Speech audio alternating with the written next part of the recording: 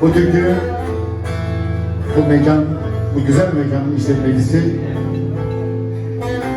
sevgili Gülcan Patlar kardeşim için özel.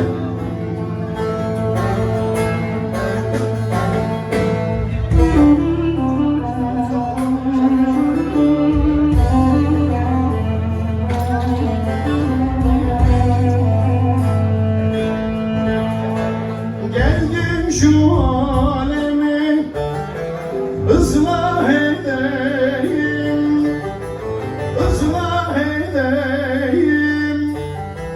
Özümü meydanda gördüm sonradan, gördüm sonradan.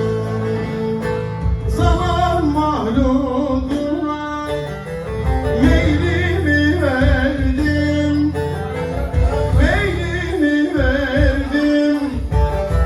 Sermayemden zarar gördüm sonradan, gördüm sonradan. Sermayemden zarar gördüm sonradan.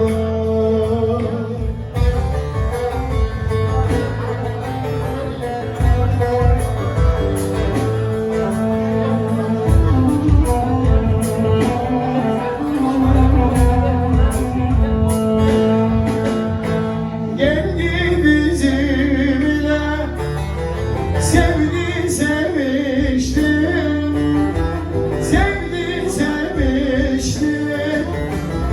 Al kadeh ver kadeh, dolduğunu biçti, dolduğunu biçti.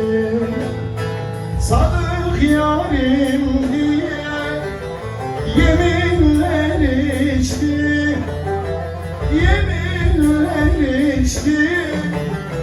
Özü çürütmüş gördüm sonradan, gördüm sonradan.